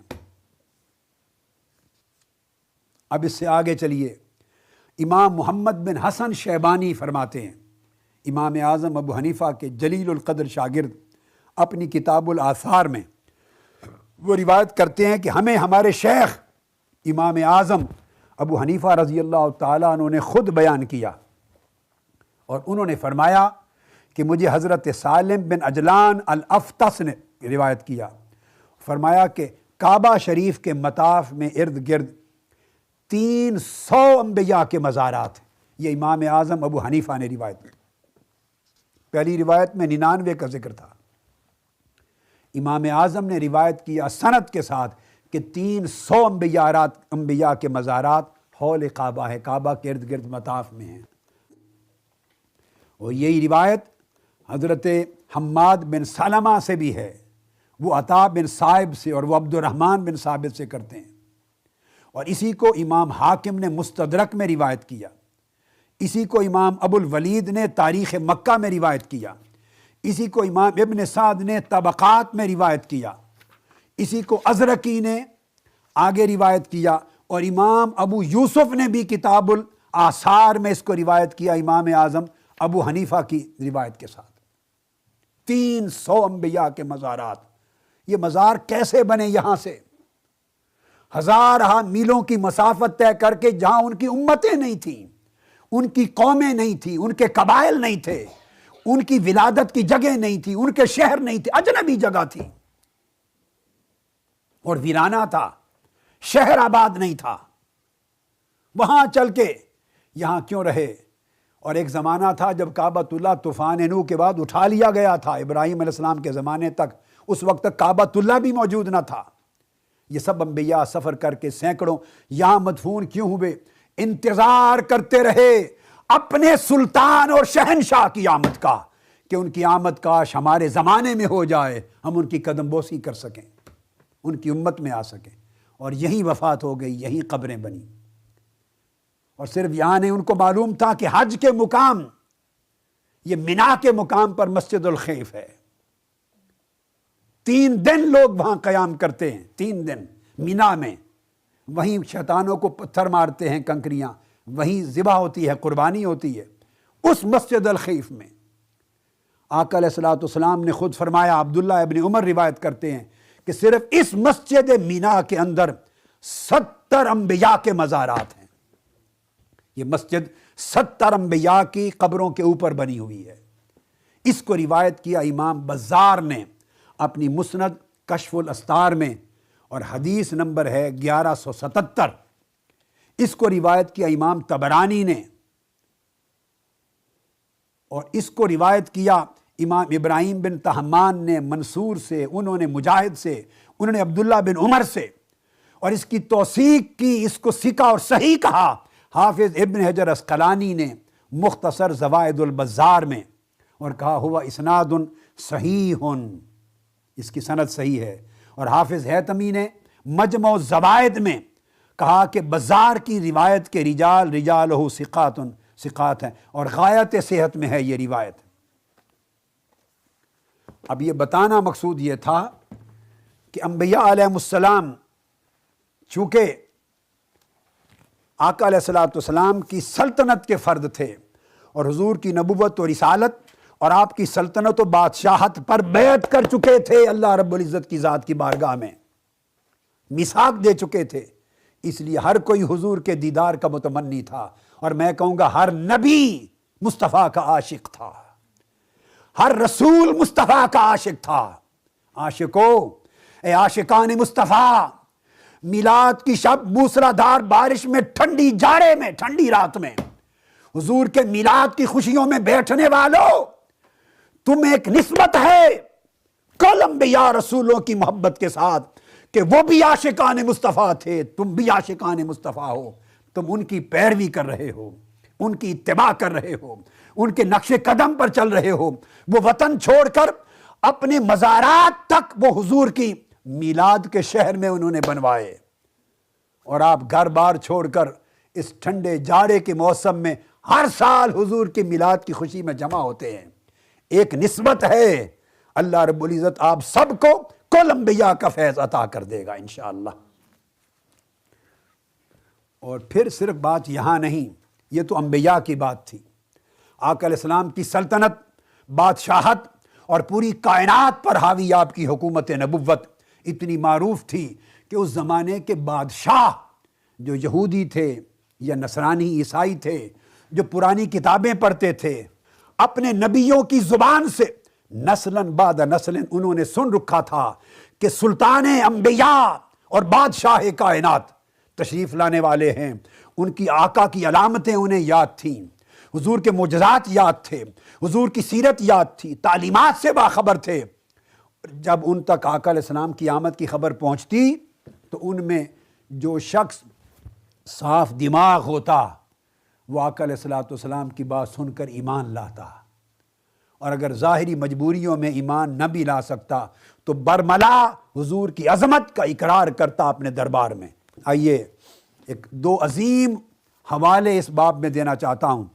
اس وقت میرے سامنے حافظ ابن کثیر، ان کی کتاب البدایہ والنہایہ ہے۔ اندازہ کر لیں، یہ بات یوں نہیں، بدقسمتی یہ ہے کہ لوگ پڑھتے نہیں۔ امامیں باندھ لینے اور داڑیاں رکھ لینے اور لمبے شلوار قمیض پہن لینے اور ٹخنوں سے شلواریں اوپر کر لینے اور فتویٰ بازی کر لینے سے بندہ عالم نہیں بن جاتا۔ علم کے لیے لاکھوں کتابوں کے سمندر میں غوطہ زنی چاہیے، علم کے لیے 1500 سال کے ذخیرہ علم کا مطالعہ چاہیے، علم کے لیے صفائے قلب چاہیے، صفائے ذہن چاہیے، صفائے روح چاہیے، اور پھر چشمہ فیض مصطفیٰ سے نسبت چاہیے۔ تب آپ کو پتا چلے گا کہ حضور کی عظمت کی یہ باتیں پاکستانیوں کی، مصریوں کی، ہندوستانیوں کی، شامیوں کی، عراقیوں کی، اردنیوں کی من گڑت نہیں ہیں، موضوع نہیں ہیں، بلکہ 1500 سال سے ائمہ کا عقیدہ یہ تھا جو احادیث نبوی سے ثابت ہے۔ اپنی اصلاح کرو، اپنی لا علمی کا علاج کرو، اور حضور سے عشق کرنے والے اور عظمت مصطفیٰ کے ترانے گانے والوں کے عقیدے پر اعتراض نہ کرو۔ اب حافظ ابن کثیر وہ تو پاکستان میں پیدا نہیں ہوئے، وہ تو ہندوستان اور یو پی سی پی کے نہیں ہیں، وہ تو لاہور کے نہیں اور نہ منہاج القرآن کے ممبر ہیں۔ حافظ ابن کثیر وہ البدایہ والنہایہ میں پورا واقعہ نجاشی کا بیان کرتے ہیں۔ یہ تو حافظ ابن کثیر ہیں جن کی البدایہ والنہایہ ہے، اور وہ روایت کہاں سے کرتے ہیں؟ امام احمد بن حنبل سے۔ سنیے، امام احمد بن حنبل رضی اللہ تعالی عنہ، جن کے مذہب پر پورا سعودی عرب اس وقت سرکاری طور پر قائم ہے، تو امام احمد بن حنبل نے مسند میں روایت کیا، اے عاشقان مصطفیٰ مبارک ہو، تمہارا عقیدہ وہ ہے جو امام احمد بن حنبل کا تھا، تمہارا عقیدہ وہ ہے جو امام مالک کا تھا، جو امام شافعی کا تھا، جو امام اعظم ابو حنیفہ کا تھا۔ تمہارے عقیدے کو تسلسل ہے 1400 سال کا، اور جو اس سے مختلف رائے رکھتا ہے وہ صاحب بدعت ہے، وہ بدعتی ہے، اسے چاہیے کہ اصلاح کرے اور بدعتی نہ بنے بلکہ اسلاف کی راہ پر چل پڑے۔ تو امام احمد بن حنبل مسند میں روایت کرتے ہیں، جس کو حافظ ابن کثیر نے البدایہ والنہایہ میں لیا۔ 84 لوگ مکہ سے گئے تھے آقا علیہ السلام کے فرمانے پر حبشہ ہجرت کر کے۔ حضرت جعفر ان کے قائد تھے، اہل بیت رسول میں سے فرد۔ تو وہاں نجاشی اسما یا اسمائی نجاشی کے دربار میں محفل ہوئی۔ اس نے پوچھا، کیونکہ قریش نے اپنا وفد بھیج دیا تھا کہ ان کو نکالو، ہمارے سپرد کرو۔ قریش مکہ اذیت دیتے تھے حضور کے عاشقوں کو، غلاموں کو۔ نجاشی نے دربار لگایا اور لگا کے کہا حضرت جعفر کو، اور کہا کہ اے جعفر بیان کرو کہ جس رسول پر تم ایمان لائے ہو اس رسول کی تعلیمات کیا ہیں۔ یہ جعفر کون ہیں؟ یہ مولا علی اور مرتضیٰ کے بھائی ہیں، آقا علیہ السلام کے کزن ہیں، حضرت جعفر بن ابی طالب رضی اللہ تعالیٰ عنہ۔ ان کو حضور علیہ السلام نے وفد کا قائد بنا کے بھیجا تھا۔ ٹوٹل 2 مرتبہ ملا کے 84 آدمی ہجرت حبشہ کر کے گئے۔ انہوں نے خطاب کیا اور آقا علیہ السلام کی سیرت و تعلیمات کا بتایا۔ اب آخری بات جو کہنا چاہتا ہوں وہ یہ کہ امام احمد بن حنبل نے مسند میں روایت کیا، اور حافظ ابن کثیر نے اس کی توثیق کر کے اس نے کہا، پورا بیان سن کر نجاشی نے بڑے دربار میں اعلان کیا، وہ عیسائی تھا، اس کے کل وزراء اعیان سلطنت موجود تھے، اس کے بڑے بڑے پادری موجود تھے۔ نجاشی نے تخت پر بیٹھ کر جب حضور کا تذکرہ سنا، اعلان کیا، واللہ انہ الرسول الذی بشر بہ عیسیٰ ابن مریم، خدا کی قسم یہ محمد مصطفیٰ وہی رسول آخر الزمان ہے جس کی بشارت ہمیں ہمارے پیغمبر عیسیٰ علیہ السلام نے دی تھی، جس کا ذکر انجیل میں ہے۔ نجاشی نے اعلان کر کے شہادت دی اور کہا، واللہ لولا ما انا فیہ من الملک لاتیتہ حتی اکون انا الذی احمل نعلیہ۔ اس نے کہا، خدا کی قسم میں اس وقت سلطنت اور بادشاہی کے زنجیروں میں جکڑا ہوا ہوں، ایک ملک کا بادشاہ ہوں، اگر یہ مجبوریاں میرے پاؤں میں نہ ہوتی اور مجھے موقع مل گیا کہ میں انہیں توڑ کر مصطفیٰ کی بارگاہ میں جا پہنچوں، تو خدا کی قسم اکون انا الذی احمل نعلیہ۔ نجاشی نے کہا، میں وہ شخص بنوں گا کہ صبح و شام مصطفیٰ کے جوڑے اٹھا کے ان کے پیچھے پیچھے چلا کروں گا، میں حضور کے نالین اٹھاؤں گا۔ نالین مصطفیٰ کا حامل بننے کی آرزو کی نجاشی بادشاہ حبشہ نے۔ اندازہ کر لیں کیا نقشہ اس نے اپنی کتابوں میں، انجیل میں عیسیٰ علیہ السلام اور موسیٰ علیہ السلام کی زبان سے پڑھا ہوگا کہ جب تصدیق ہو گئی تو وہ نالین مصطفیٰ کا حامل بننے کا آرزو مند بن گیا۔ اسی چیز کو پھر حضرت امام ابو نعیم بھی بیان کرتے ہیں۔ یہ تو امام احمد بن حنبل کا ایک حوالہ تھا جو میں نے آپ کو حافظ ابن کثیر سے دیا۔ اب اسی کو حافظ ابن کثیر کا بھی سن لیں پہلے، آگے چل کے ابو نعیم کے حوالے سے امام ابو نعیم الاصبہانی حافظ الحدیث روایت کرتے ہیں دلائل النبوت میں، حضرت جعفر بن ابی طالب رضی اللہ تعالیٰ عنہ کے خطاب سننے کے بعد امام ابو نعیم نے روایت کیا پوری سند کے ساتھ، وقال فیہ النجاشی، نجاشی نے اعلان کیا، وَأَنَا أَشْهَدُ أَنَّهُ رسول اللہ وَأَنَّهُ الذی بشر بہ عیسیٰ، میں گواہی دیتا ہوں کہ محمد مصطفیٰ اللہ کے رسول ہیں، اور یہ وہی رسول آخر الزماں ہیں جن کی بشارت عیسیٰ علیہ السلام نے دی۔ اگلے لفظ سنیے، یہاں لفظ مختلف ہیں۔ یہ جو امام ابو نعیم کی روایت، فرمایا نجاشی کہتا ہے وَلَوْلَا مَا أَنَا فِيهِ مِنَ الْمُلْكِ لَأَتَيْتُهُ حَتَّى أُقَبِّلَ نَعْلَيْهِ، حَتَّى أُقَبِّلَ نَعْلَيْهِ۔ نجاشی نے کہا خدا کی قسم، میری اگر سلطنت اور بادشاہت کی زنجیریں جنہوں نے مجھے جکڑ رکھا ہے میں توڑ کے نکلنے کے قابل ہو سکا تو خدا کی قسم میں جا کر مصطفیٰ کے نالین کو بوسہ دوں گا، حضور کے جوڑوں کو چوموں گا۔ ایک روایت میں کہا کہ میں ہر وقت مصطفیٰ کے جوڑے اٹھا کے پھرا کروں گا۔ اس روایت میں کہا لَأَتَيْتُهُ حَتَّى أُقَبِّلَ نَعْلَهُ، حتیٰ کہ میں حضور کے جوڑوں کو بوسہ دے کے سر پہ رکھ لوں گا۔ جو سر پہ رکھنے کو مل جائے نالے پاک حضور، ہائے ہائے ہائے، یہ نجاشی کہہ رہا ہے جو سر پہ رکھنے کو مل جائے نالے پاک حضور، تو پھر کہیں گے کہ ہاں تاجدار ہم بھی ہیں۔ جب حضور کے جوڑے چوم کر سر پہ رکھوں گا اصل بادشاہت سمجھوں گا، اس دن ملی ہے۔ یہ نجاشی کا عقیدہ امام ابو نعیم کا بیان کردہ۔ اور جو لوگ حافظ ابن کثیر کو بہت مانتے ہیں، علامہ ابن تیمیہ، حافظ ابن کثیر اور ابن القیم، جو لوگ ان کو بہت مانتے ہیں اس مکتب فکر کو، ان کے لیے بطور خاص متوجہ کر رہا ہوں کہ دیکھیے وہ روایت کرتے ہیں اسی سند کے ساتھ کہ ان کے البدایہ والنہایہ میں بھی یہی اسی صفحہ پہ درج ہے، اور اس نے کہا وَلَوْلَا أَنَا مَا أَنَا فِيهِ مِنَ الْمُلْكِ لَأَتَيْتُهُ حَتَّى أُقَبِّلَ نَعْلَيْهِ۔ یہ حافظ ابن کثیر نے بھی روایت کیا کہ اس نے اعلان کیا کہ اگر اس سلطنت کی زنجیروں سے جکڑا ہوا نکل گیا اور موقع ملا تو میں حضور کے نالین کو چوموں گا۔ اور صحابہ کرام سے کہا مسلمانوں یہ ملک تمہارا ملک ہے، جہاں چاہو عیش کرو، آرام سے رہو، تمہیں کوئی پوچھ نہیں سکتا۔ یہ تو نجاشی کی بات۔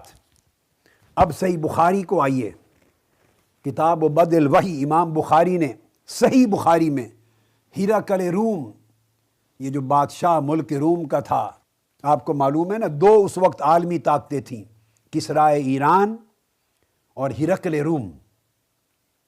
روم کا بادشاہ اور ایران کا بادشاہ دو ورلڈ سپریم پاورز تھیں۔ تو آقا علیہ السلام نے ہرقل روم کی طرف پیغام بھیجا اور خط بھیجا۔ اب امام بخاری نے صحیح بخاری کتاب و بدء الوحی اس کا باب نمبر 6 اور صحیح بخاری کی حدیث نمبر 7، صحیح بخاری کی اس کا آخری جملہ، بڑا آسان حوالہ یاد رہے گا۔ اسی طرح وفد ہرقل روم کے پاس گیا تھا، جو پورے روم کا، یہ سارے اس وقت شام اور پھر ترکی اور گرد و نواح روم تک، اٹلی کے علاقوں تک، اس پورے خطے کا جو بادشاہ عظیم تھا، اس نے آقا علیہ السلام کے بارے میں پورا تذکرہ سنا، صحابہ کرام کی زبان سے سوالات کیے، اس نبی کا نسب کیا ہے، اس نبی کی تعلیم کیا ہے، وغیرہ وغیرہ۔ جب مضمون ختم ہوا تو اس نے کہا لوگو سنو، اپنے دربار میں اعلان کیا میں تمہیں گواہی دیتا ہوں فَإِنْ كَانَ مَا تَقُولُ حَقًّا، اے صحابی رسول جو کچھ تم نے بتایا اپنے رسول کی نسبت اگر یہ سب کچھ حق ہے تو میرا اعلان ہے فَسَيَمْلِكُ مَوْضِعَ قَدَمَيَّ هَاتَيْنِ، جس تخت پر اس وقت میرے قدم ہیں، جس تخت پہ میں بیٹھا ہوں، یہاں تک ساری سرزمین مصطفیٰ کی سلطنت ہوگی، فتوحات ہو جائیں گی۔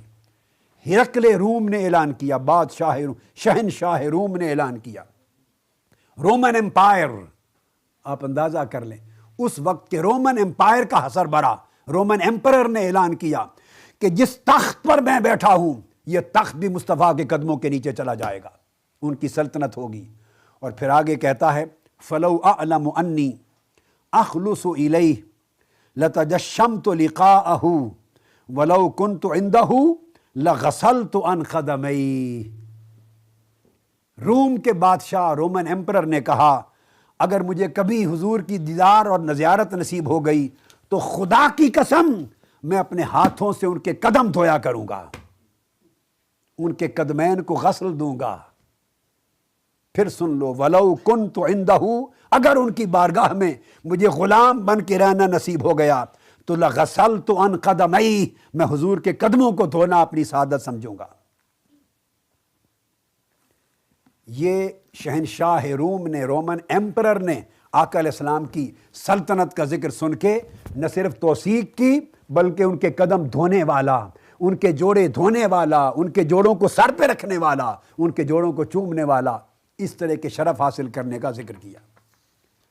اس سے آپ اندازہ کریں گے کہ پہلے انبیاء اور پہلے دور کے سلاطین اور امراء اور بادشاہ، ان تک یہ خبریں کس نے پہنچائی تھیں، اور وہ اتنے عقیدت مند کیسے بن گئے تھے، اور حضور کی شان و عظمت کے اتنے معترف کیسے بن گئے تھے۔ ابھی تو ان کی فتوحات نہیں ہوئی، مسلمان نہیں پہنچے، قرآن نہیں پہنچا، حدیث نہیں پہنچی، صحابہ تابعین نہیں پہنچے، ابھی تو وہ بادشاہ ہیں پوری دنیا کے۔ یہ سب کچھ کیسے جان گئے؟ تسلسل کے ساتھ صدیوں سے عظمت مصطفیٰ کے تذکرے تورات میں، انجیل میں اور ہر نبی کے صحیفہ میں تھے، اور نسلاً بعد نسلاً ہزاروں سال سے انہیں مصطفیٰ کا تذکرہ ملتا چلا آ رہا تھا۔ ایک پوری پکچر تھی، ایک امیجینیشن تھا، ایک پورا کنسیپٹ تھا، آقا کے بارے میں پوری معلومات تھی۔ جب تصدیق ہوئی، آنے والے نے بتایا کہ وہ آ گئے، تو ہر ایک نے توثیق کر کے حضور کی غلامی کا دم بھر لیا یا خواہش کا اظہار کر لیا۔ تو پتہ چلا کہ آقا علیہ السلام کی عظمت کے تذکرے یہ آج کے مسلمان غلو عقیدت کی وجہ سے نہیں، یہ ولادت مصطفیٰ سے بھی ہزارہ سال پہلے سے کتابوں میں چلے آ رہے تھے۔ یہ ایک تسلسل ہے۔ اب حضور کی بادشاہی دیکھ لی آپ نے کہ وہ حضور کی ولادت سے پہلے بھی قائم ہو چکی تھی، میلاد مصطفیٰ سے پہلے بھی حضور بادشاہ ہو چکے تھے۔ آقا علیہ السلام کی ولادت کے بعد اب بادشاہی انسانوں پر بھی تھی۔ غور سے سن لیں، آقا علیہ السلام کل عالم انس کے بھی بادشاہ اور سلطان ہیں۔ بھئی نبی اور رسول تو ہیں، مگر ان پر حضور کی حکومت ہے۔ میں یہ کہنا چاہتا ہوں، قرآن کہتا ہے فَلَا وَرَبِّكَ لَا يُؤْمِنُونَ حَتَّى يُحَكِّمُوكَ فِي مَا شَجَرَ بَيْنَهُمْ۔ محبوب آپ کے رب کی قسم، جب تک اپنے معاملات میں آپ کو حاکم، اپنا حکمران نہ مان لیں، وہ مومن نہیں ہو سکتے۔ تو آقا علیہ السلام کو اللہ نے صرف نبی اور رسول نہیں بنایا بلکہ حکمران کائنات بنایا ہے، حکمران ثقلین بنایا ہے، حکمران جن و بشر بنایا ہے، حکمران انس و ملائک بنایا ہے، حکمران شجر و حجر بنایا ہے، حکمران جمادات و نباتات بنایا ہے، حکمران اجرام فلک بنایا ہے، حکمران دنیا و آخرت بنایا ہے۔ اب اس کا ذکر کرتے ہیں کل عالم انس آقا علیہ السلام کی حکمرانی میں۔ اب آقا نے یہ تو فرمایا یا ایھا الناس قرآن میں، انی رسول اللہ الیکم جمیعا، اے کل نسل بنی آدم، میں تم سب کی طرف رسول بن کے آیا ہوں، پوری نسل بنی آدم کی طرف۔ اب دیکھنا یہ ہے، بات تو قرآن نے کہہ دی، مگر تھوڑا سا تذکرہ اس وقت کا کر لیں کہ کون سے طبقات انسانی تھے جو حضور کی سلطنت اور غلامی اور رعایا میں آنے کے لیے حضور کے پاس آتے تھے، تاکہ پتہ چلے کہ مشارق و مغارب ارض، پوری کائنات ارضی سے کل انسان حضور کے غلام نہیں تھے۔ عرب تو آپ جانتے ہیں، اس کا ذکر کرنے کی ضرورت نہیں، عرب جانتے ہیں۔ روم کا بھی ذکر پڑھ لیا، صہیب روم سے آیا، بلال حبشہ سے آیا، سلمان فارس اور ایران سے آئے۔ یہ سب وہ ملک ہیں جو آقا علیہ السلام کی عمر مبارک میں جہاں تذکرے پڑھ کے حضور کی غلامی میں لوگ آنے لگ گئے، اور آقا کے خلفائے راشدین کے دور میں یہ حضور کی سلطنت کا حصہ بن گئے۔ مگر میں کچھ دور دراز کے خطوں کا آج ذکر کرتا ہوں، دور دراز۔ ایک ذکر کرتا ہوں اس وقت مغرب کا، اور جو مغرب تھا وہ آج کا افریقہ تھا۔ جو بلاد مغرب ہیں، جس کو آپ مراکو کہتے ہیں، اس وقت وہ مکہ مدینہ سے مغرب میں تھا، مگر اس وقت وہ افریقن حصہ ہے، نارتھ افریقن۔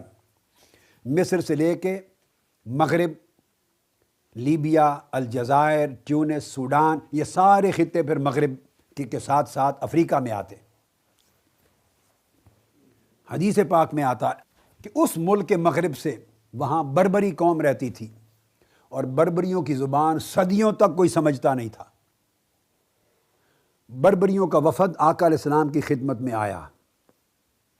یعلا روایت کرتے ہیں انہو من البرابرہ وفدوا علی النبی صلی اللہ علیہ وسلم فی زمانہ بمکہ قبل الہجرہ وکلمہم۔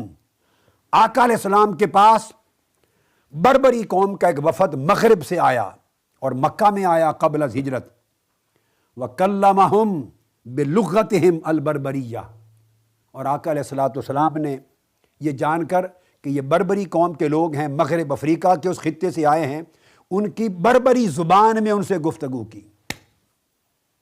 اور بادشاہی کس کو کہتے ہیں؟ آقا علیہ السلام حجاز سے باہر تو کبھی گئے نہیں تھے۔ بربری زبان کس نے سکھا دی؟ چونکہ رب نے تمام طبقات انسانی کا بادشاہ، سلطان اور پیغمبر بنایا تھا، سو کل زبانیں مصطفیٰ کو عطا کر دی تھی۔ وما ارسلنا من رسول الا بلسان قومہ، یہ قرآن مجید کا اصول ہے۔ جس قوم کی طرف اللہ رسول بھیجتا ہے اس قوم کی زبان اس رسول کو عطا ہوتی ہے۔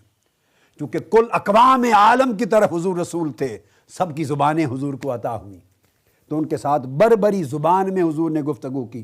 فَأَسْلَمُوا وَرَجَعُوا إِلَى بِلَادِهِمْ وَأَنَّهُمْ أَوَّلُ مَنْ أَدْخَلَ الْإِسْلَامَ إِلَى الْمَغْرِبِ، مسلمان ہوئے، بیعت کی، واپس گئے، اور وہ وفد سب سے پہلا وفد تھا جنہوں نے مغرب کی سرزمین میں اسلام داخل کیا۔ اس کو شفا شریف کی شرح میں ابن مخلوف نے بھی بیان کیا، ابن شرفت المسانی نے بیان کیا، اور امام خفاجی نے اشارتاً اس کا ذکر کیا، اور اس طرح امام مسمودی نے اس کو بیان کیا، اور دیگر ترجمانۃ الکبریٰ میں اس کو بیان کیا، اور کافی ساری کتب میں اس کا ذکر آیا کہ وہ بربری قوم کے لوگ مغرب سے آئے اور آقا علیہ السلام کے دائرہ اسلام میں داخل ہوئے، شرف غلامی پایا، اور حضور نے بربری زبان میں اپنی رعایا سے گفتگو کی۔ اب آقا علیہ السلام کے وصال سے 3 دن قبل ایک اور حدیث ہے، آپ کے وصال مبارک سے 3 دن قبل ایک ہی دن میں 2 وفد آقا کی بارگاہ میں آئے ہیں، آپ کے دست اقدس پر بیعت کرتے ہیں، اور اس کو روایت کرتے ہیں حافظ ابن کثیر البدایہ والنہایہ میں، اور خطیب تاریخ بغداد میں، اور ابن عساکر تاریخ دمشق میں، اور کنز الامال کی حدیث کی کتاب میں بھی درج ہے۔ اور روایت کرتے ہیں ابو ہاشم عبداللہ بن محمد بن علی بن ابی طالب رضی اللہ تعالی عنہ، روایت ہے سیدنا مولا علی المرتضیٰ کی کرم اللہ وجہ الکریم، ان رسول اللہ، آقا علیہ السلام نے خود فرمایا فی یوم واحد فی مدینۃ ہذہ وافدان، فرمایا میرے اس شہر مدینہ میں ایک ہی دن میں دنیا کے 2 مختلف ملکوں سے 2 وفد آئے، اور آقا نے فرمایا وافد السند والآخر وافد افریقیہ، ایک وفد سندھ سے آیا تھا، پاکستانیوں مبارکباد ہو، آپ کے ملک پاکستان کا وفد بھی مدینہ پاک میں تاجدار کائنات کی بارگاہ میں جا کے اسلام قبول کر کے آیا تھا۔ تو سرزمین پاکستان پر جو اس وقت ہند تھی، صوبہ سندھ کے لوگوں کے وفد نے اس وقت اسلام قبول کیا اور صحابی بنے، اور اسلام پاکستان کے اس خطے میں جو خطہ ہند تھا اس وقت داخل ہوا جب آقا علیہ السلام کا بھی وصال نہ ہوا تھا۔ تو آقا علیہ السلام نے انہیں پہچانا اور فرمایا یہ وفد سندھ سے آیا ہے۔ حضور نے کبھی ٹریول کیا تھا سندھ کی طرف؟ مگر نہیں، چونکہ سلطان کائنات تھے، ہر شے ہتھیلی پہ میرے آقا کے رکھ دی گئی تھی، اور فرمایا دوسرا وفد افریقہ سے آیا، اور انہوں نے آقا علیہ السلام کے دست اقدس پر سم و طاعت کی بیعت کی اور وہ مسلمان ہوئے۔ یہ آقا علیہ السلام کے تمام طبقات انسانی حضور پر ایمان لائے۔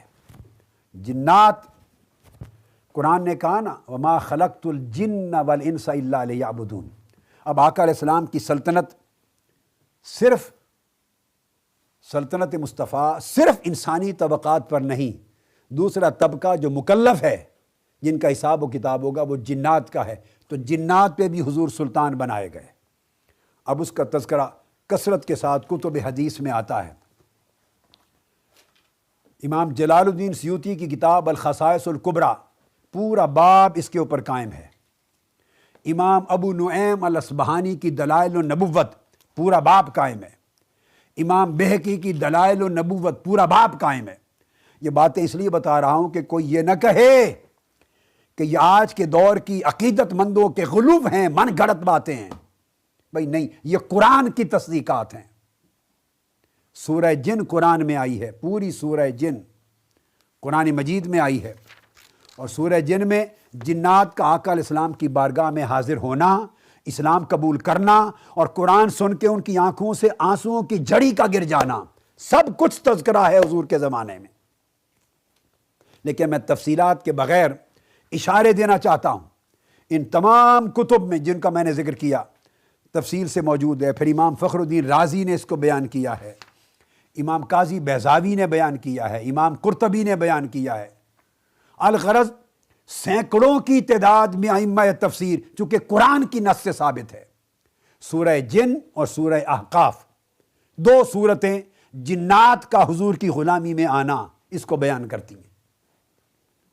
مگر اس حوالے سے جو بیان کرنا چاہتا ہوں وہ یہ اختصار سے کہ کس کس ملک کے جن میرے آقا کی بارگاہ میں آئے اور حضور کے غلام ہو گئے۔ عبداللہ ابن عباس روایت کرتے ہیں، امام طبری کی روایت، پہلا طبقہ جو آقا علیہ السلام کی بارگاہ میں آیا جنات کا، وہ وفد تھا، اور اس وفد کا سربراہ تھا، اس کا نام تھا زوبعہ۔ یہ نصیبین سے آیا۔ نصیبین ایک وہ شہر ہے جو یمن کا ایک گاؤں ہے، یمن کا قریہ، یہ ملک عراق کا قریہ شہر نہیں، یمن کا نصیبین، نصیبین نہیں ہے۔ تو ایک وفد آقا علیہ السلام کی بارگاہ میں آیا نصیبین سے، یمن سے۔ قرآن مجید کی اس آیت کے تحت بیان آتا ہے کل تفسیرات میں، وَإِذْ صَرَفْنَا إِلَيْكَ نَفَرًا مِّنَ الْجِنِّ يَسْتَمِعُونَ الْقُرْآنَ۔ جنوں کا وفد آیا، آپ سے قرآن سنا، آپ کے غلام ہوئے، امتی بنے، اور پھر واپس اپنی قوم کے پاس جا کے تبلیغ کی۔ تو پہلا وفد میں نے عرض کیا نصیبین سے آیا، یمن سے۔ دوسرا وفد شیسبان سے آیا۔ شیسبان عراق کا ایک شہر ہے، موصل کے قریب شیسبان۔ دوسرا وفد اس کا آیا، اور کثیر تعداد میں جن تھے، اور ان جنوں میں ابلیس کے لشکر کے جنات بھی تھے جو سب مسلمان ہو کے گئے۔ ابلیس کی نسلوں کو میرے مصطفیٰ نے مسلمان کر دیا۔ ابلیس تو ابلیس رہا، شیطان، مگر اس کی نسلوں میں کثیر تعداد کے جن مسلمان ہو گئے، غلامان رسول ہوئے۔ تیسرا وفد ملک شام سے آیا، جنات کا۔ حلب معروف شہر ہے، اس کے قریب جگہ ہے حران۔